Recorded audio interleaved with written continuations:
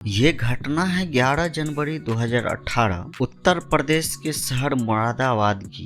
क्यों किसी ने इदरिस की हत्या की, कुछ दिन बाद उसकी लाश मिलती है। फरीदा और आरिफ ने पूछताछ के दौरान इदरिस की हत्या की जो बात बताई काफी चौंकाने वाली थी और शर्मिंदाजनक भी था।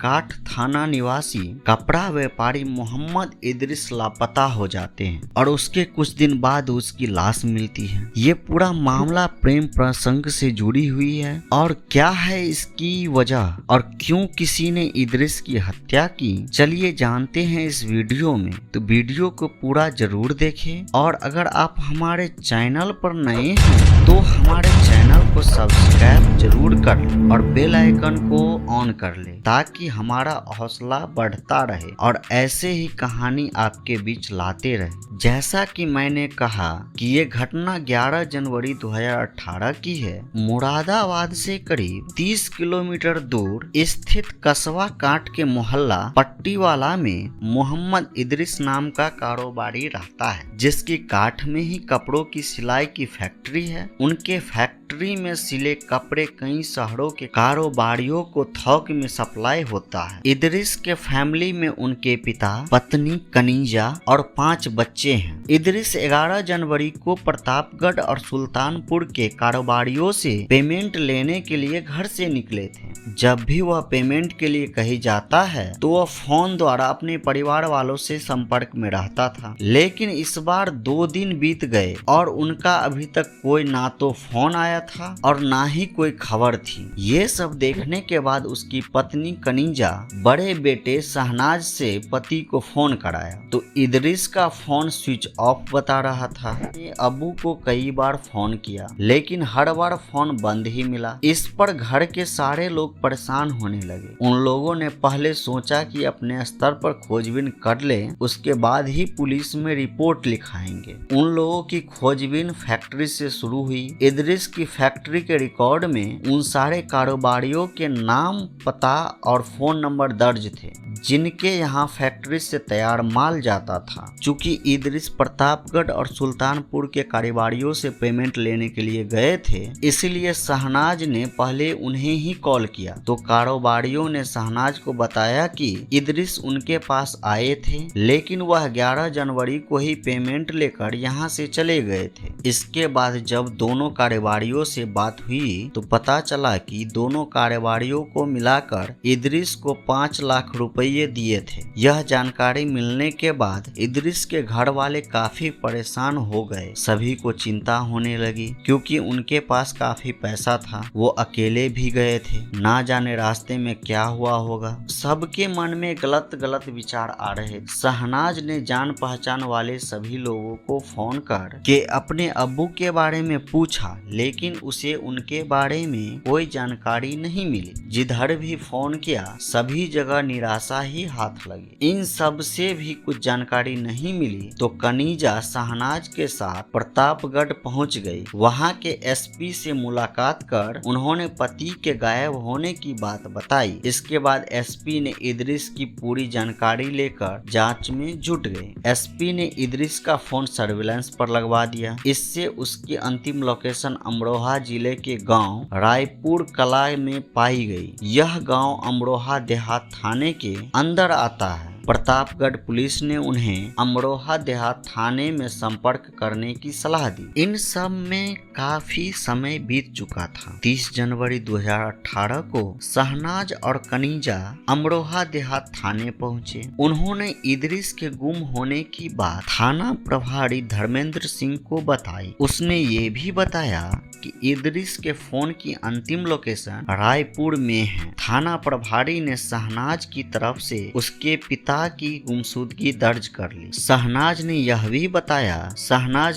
भी बताया कि उसको शक है कि उसके घर के सामने रहने वाली फरीदा और उसके पति आरिफ ने ही उसके पिता को गायब किया होगा। मामला काफी गंभीर था क्योंकि ये केस एक कारोबारी के गायब होने का था, तो पुलिस भी कोई गलती नहीं करना चाहता। इसलिए थाना प्रभारी ने तत्काल सूचना एसपी सुधीर यादव को दे दी। एसपी सुधीर यादव ने सी एसपीओ मोनिका यादव के नेतृत्व में एक जांच टीम का गठन किया। टीम में थाना प्रभारी धर्मेंद्र सिंह, एसआई सुनील मलिक, डीपी सिंह, महिला एसआई संदीपा चौधरी, कांस्टेबल सुखविंदर, ब्रजपाल सिंह आदि को शामिल किया गया। अब इन लोगों पर काफी बड़ी जिम्मेदारी एसपी सुधीर यादव ने दे दी है। अब ये लोग एसपी साहब के उम्मीद पर खड़े उतर पाते हैं या नहीं, यही सोच रहे थे। पुलिस ने सबसे पहले इदरिस के मोबाइल फोन की कॉल डिटेल्स निकाली तो पता चला कि इदरिस के घर के सामने रहने वाली फरीदा ने 13 जनवरी को इदरिस के मोबाइल पर 50 बार कॉल की थी। शहनाज ने पहले ही फरीदा और उसके पति पर शक जताया था, इसलिए पुलिस को अब फरीदा पर और भी ज्यादा शक होने लगा। पुलिस ने फरीदा और उसके पति आरिफ को पूछताछ करने के लिए उसके घर से उठा लिया। पुलिस ने जब इन दोनों से इदरिस के बारे में पूछा तो वह कुछ भी बताने से इनकार कर रही थी और जब इतने बार कॉल करने के बारे में पूछा तो बोली कि कुछ पैसे की जरूरत थी इसलिए कॉल कर रहे थे। लेकिन कहते हैं ना, पुलिस के सामने कितनी भी होशियारी करो लेकिन जब पुलिस अपने पर आती है तो गूंगा भी बोलने लगता है। पुलिस ने जब शक्ति से पूछताछ की तो पुलिस की शक्ति के आगे फरीदा और उसके पति ने स्वीकार कर लिया कि उन्होंने इदरिस की हत्या कर उसकी लाश बसीरा के आम के बाग में दफन कर दिया। यह सुनते ही इदरिस के घर वाले फूट फूट कर रोने लगे। थाना प्रभारी धर्मेंद्र सिंह ने सबसे पहले इदरिस का कत्ल हो जाने वाली बात एसपी को बता दी। यह जानकारी मिलते ही एसपी सुधीर कुमार थाना अमरोहा देहात पहुंच गए। उनकी मौजूदगी में थाना प्रभारी ने अभियुक्तों को रायपुर कला निवासी बसीसा के आम के बगीचा में ले जाकर खुदाई करवाई तो इदरिस की लाश करीब 5 फुट नीचे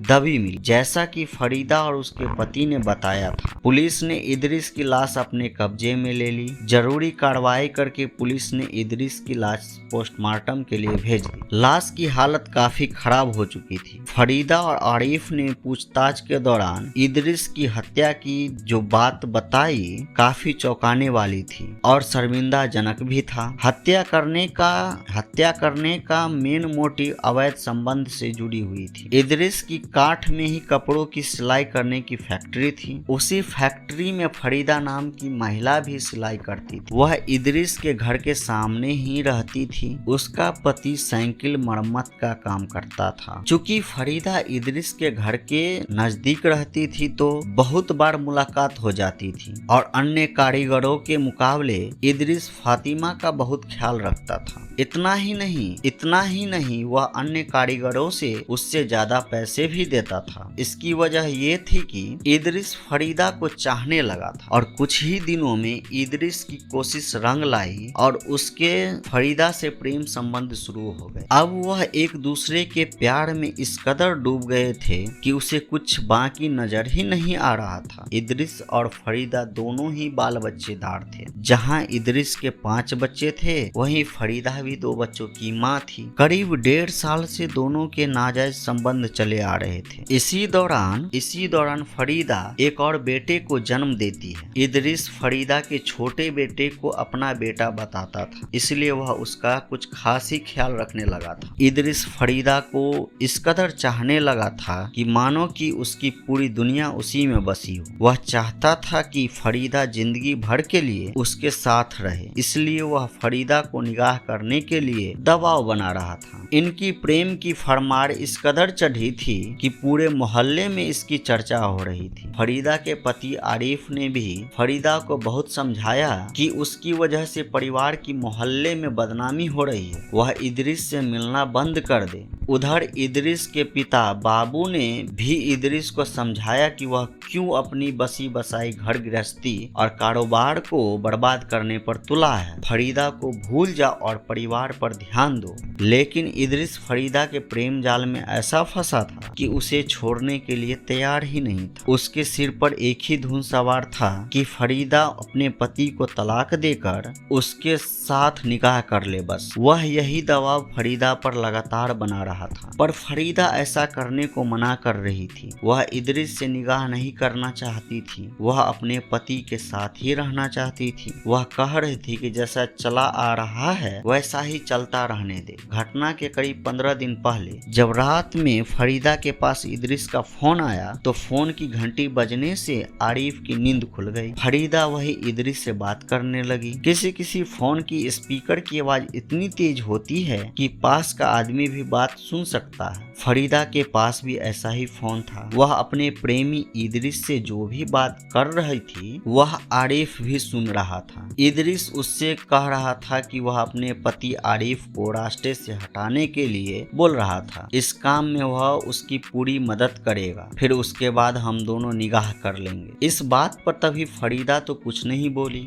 अपनी हत्या की बात सुनकर आरिफ के होश उड़ गए। उसने उस समय पत्नी से कुछ भी कहना मुनासिब नहीं समझा। सुबह होते ही आरिफ ने इस बारे में अपनी पत्नी से बात की। वह झूठ बोलने लगी और इस बात से इनकार करने लगी। इस बात पर दोनों के बीच नोकझोंक भी हुई। इसके बाद आरिफ फरीदा को मनाते हुए फरीदा को विश्वास में लिया और घर गृहस्थी का वास्ता देकर कहा, देखो फरीदा, इदरिस कितना गिरा हुआ आदमी है। वह मेरी हत्या कराने पर तुला है। अपने स्वार्थ में वह तुम्हारे भी हत्या करवा सकता है। तुम खुद सोच लो कि अब क्या चाहती हो, यहाँ रहोगी या उसके साथ। वह अपनी समझदारी दिखाते हुए फरीदा ने अपने बच्चों का वास्ता देकर आरिफ से कहा, मैं इसी घर में तुम्हारे और बच्चों के साथ रहूंगी, उसके साथ नहीं जाऊंगी। आरिफ ने सोचा कि आज नहीं तो कल इदरिस उसके लिए नुकसानदायक बन सकता है, इसलिए उसने तय कर लिया कि वह इदरिस को सबक सिखाएगा। इस काम में उसने पत्नी फरीदा को भी मिला लिया। इसी बीच इदरिस पार्टी से पेमेंट लेने के लिए प्रतापगढ़ और सुल्तानपुर जाने वाला था। फरीदा ने पति को यह बता दिया कि इदरिस पार्टियों से पेमेंट लेने के लिए प्रतापगढ़ और सुल्तानपुर गया हुआ है। इस पर आरिफ ने उससे कहा कि किसी बहाने से उसे बुला लो तो बाकी का काम वह कर देगा। आरिफ के साले फरियाद को यह पता था कि इदरिस की वजह से उसकी बहन के घर परिवार में काफी परेशानी चल रही है, इसलिए आरिफ के कहने पर फरियाद भी इदरिस की हत्या के षड्यंत्र में शामिल हो गया। उधर प्रतापगढ़ और सुल्तानपुर के कारोबारियों से करीब 5 लाख रुपए का कलेक्शन करके इदरिस 13 जनवरी को काठ लौट रहा था। रास्ते में वह अपना फोन साइलेंट मोड पर रख दिया था। फरीदा ने इदरिस से बात करने के लिए फोन किया, पर इदरिस को इसका पता नहीं चला। फरीदा बार बार उसे फोन कर रही थी। काठ पहुंचने पर इदरिस ने जब अपना फोन चेक किया तो देखा कि प्रेमिका की 50 मिस कॉल देखकर चौंक गया। उसे लगा कि पता नहीं क्या बात है जो इतनी बार फोन की है। जब इदरिस ने फरीदा को फोन किया तो इदरिस ने बताया कि फरीदा, मेरा फोन साइलेंट मोड पर था, इसलिए तुम्हारी कॉल के बारे में पता नहीं चला। बताओ क्या बात है। फरीदा ने बताया कि मैंने तय कर लिया है कि मैं आरिफ को तलाक देकर तुमसे निकाह करूंगी। इसी बारे में तुमसे बात करना चाह रही थी। फरीदा बोली, मैं चाहती हूँ कि तुम अभी काठ बस स्टैंड पर आ जाओ, वहीं पर हम बात कर लेंगे। फरीदा की बात सुनकर इदरिस का मन गदगद हो गया। इदरिस ने कहा, फरीदा, मैं कुछ देर में ही वहाँ पहुँच रहा हूँ, तुम भी जल्द पहुँच जाना। फरीदा बोली, ठीक है, तुम आ जाओ, मैं वहीं मिलूंगी। इदरिस थोड़ी देर में बस अड्डे पर पहुँच गया। फरीदा अपने पति के साथ वहाँ पहले से ही मौजूद थी। अच्छे से बातचीत के बाद फरीदा ने कहा, रायपुर खास गांव में मेरे भाई के यहाँ खाने का इंतजाम है, वहीं चलते हैं, वहीं सारी बातचीत हो जाएगी। इदरिस खाने पीने का शौकीन था। उस समय भी वह शराब पिए हुए था, इसलिए फरीदा और उसके पति के साथ रायपुर खास गांव जाने के लिए तैयार हो गया। जब वह वहां पहुंचा तो फरीदा के भाई फरियाद ने इदरिस का काफी जोश के साथ स्वागत किया। उसने चिकन बना रखा था। कुछ देर बातचीत करने के बाद फरियाद ने उसे खाना खाने को कहा तो शराब के शौकीन इदरिस ने शराब पीने की इच्छा जताई। इस पर फरियाद ने कहा कि यह सब घर पर संभव नहीं है, अगर पीना है तो काठ बस अड्डे पर ठेका है, वहीं पर जाना होगा। इदरिस बस अड्डे पर जाने के लिए तैयार हो गया। इदरिस, आरिफ और फरियाद तीनों मोटरसाइकिल पर बैठकर काठ बस अड्डे पर पहुंच गए। इदरिस ने पैसे देकर एक बोतल शराब मंगा ली। फरियाद एक बोतल शराब और पकौड़े ले आया तो आरिफ बोला, चलो बाग में बैठकर पिएंगे, उसके बाद खाना खाएंगे, वही बात भी हो जाएगी। शराब की बोतल और पकौड़े लेकर तीनों मोटरसाइकिल से आम के बाग में पहुंच गए। बाग में बैठकर तीनों ने शराब पी। उनकी योजना के मुताबिक ही सब चल रहा था। आरिफ और फरियाद ने कम पी और इदरिस को कुछ ज्यादा ही पिला दिया था। इदरिस जब ज्यादा नशे में हो गया तो आरिफ इदरिस से बोला, देखो इदरिस भाई, तुम पैसे वाले हो, तुम्हारा पूरा हरा भरा परिवार है, तो फिर ऐसा क्यों कर रहे हो? मैं छोटा सा एक साइकिल मैकेनिक हूँ, मेरी तुम्हारी क्या बराबरी है? तुम यह बताओ कि मेरा घर क्यों बर्बाद कर रहे हो? तुम्हारी वजह से वैसे भी मोहल्ले में मेरी बहुत बदनामी हो गई है, अब तो पीछा छोड़ दो। इस पर इदरिस बोलता है, देखो आरिफ, तुम एक बात ध्यान से सुन लो, मैं फरीदा से बहुत प्यार करता हूँ। अब फरीदा मेरी है, उसे मुझे कोई भी नहीं अलग कर सकता है। तुम्हें यह भी बता देता हूँ कि उसका जो 5 महीने का बच्चा है वह मेरा ही है। आरिफ भी तो नशे में ही था। यह सुनते ही उसका और फरियाद का खून खौल उठा। दोनों ने उससे कहा कि लगता है तू ऐसे नहीं मानेगा। इसके बाद दोनों ने इदरिस के गले में पड़े मफलर से उसका गला घोंट दिया, जिससे उसकी मौत हो गई। अब इन दोनों को कुछ समझ नहीं आ रहा था। इदरिस की हत्या करने के बाद उन्होंने उसकी लाश मोटरसाइकिल से बगीचा के बीचों बीच ले जाकर डाल दी। तलाशी लेने पर इदरिस की जेब से 5 लाख रुपये और एक मोबाइल फोन मिला। दोनों ही चीजें उन्होंने निकाल ली। उसके बाद फरियाद घर से फावड़ा ले आया। आरिफ और फरियाद ने करीब 5 फुट गड्ढा खोदकर इदरिस की लाश दफन कर दी। लाश ठिकाने लगाकर वे अपने घर लौट गए। इदरिस की जेब से मिले पैसे दोनों ने आपस में बांट लिए। पुलिस ने फरीदा, उसके पति आरिफ के साथ फरियाद को भी गिरफ्तार कर लिया। उनकी निशानदेही पर पुलिस ने 70,000 रुपए, इदरिस का मोबाइल फोन और फावड़ा बरामद कर लिया। पुलिस ने 11 जनवरी 2018 को तीनों अभियुक्तों को गिरफ्तार कर न्यायालय में पेश किया, जहां से उन्हें न्यायिक हिरासत में जेल भेज दिया गया। ये कहानी आपको कैसी लगी कमेंट बॉक्स में जरूर बताएं और ऐसे ही कहानी के लिए हमारे चैनल को सब्सक्राइब जरूर कर लें। और यहाँ तक वीडियो देखने के लिए बहुत बहुत धन्यवाद।